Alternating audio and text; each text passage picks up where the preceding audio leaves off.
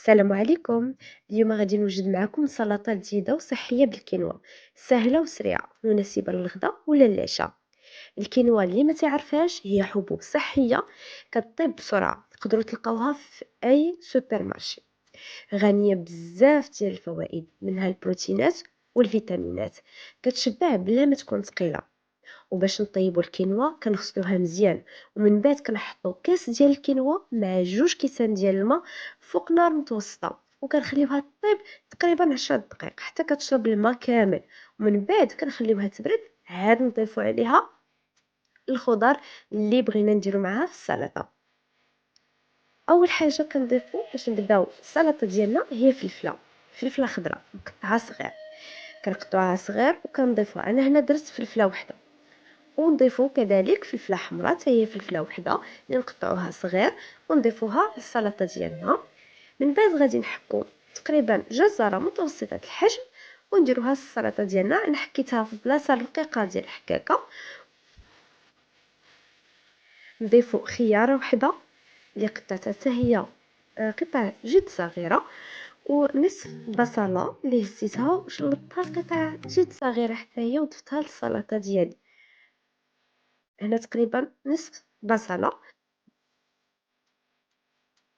نضيف القزبر حتى هو،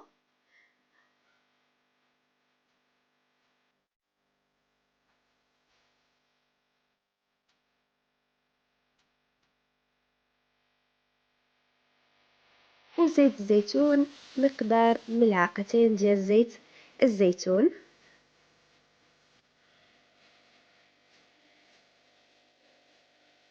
قليل من الملح حسب الرغبة ديالنا، وقليل من الإبزار.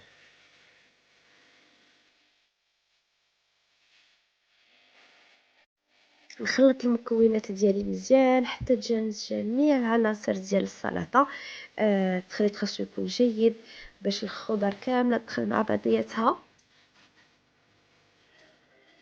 نتمنى انكم تجربوا هذه السلطه، هي سلطه زوينه بزاف، جديده، صحيه، تناسب الناس اللي باغيين يديروا ريجيم، الناس اللي باغيين ياكلوا اكل صحي. ما غتندموش عليها، وتجاوبوني في التعليقات كي جاتكم، واش عجباتكم. انا من بين السلطات المحببه عندي واللي زوينه بزاف، اللي كتعطيني واحد الطاقه النهار ديالي، وتقدروا تضيفوها حتى لللانش بوكس ديالكم. ملي خلطنا المكونات مزيان دابا غادي نديروهم في الاناء ديال التقديم.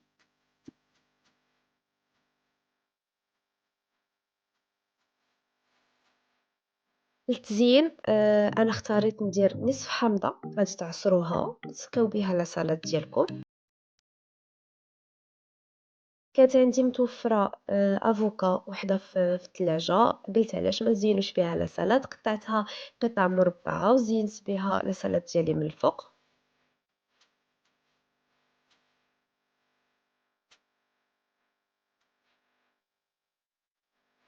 وسلقت 2 بيضات، قطعتهم كيف ما كتشوفوا الربعه ديال الاجزاء، وزينت بهم السلطه ديالي.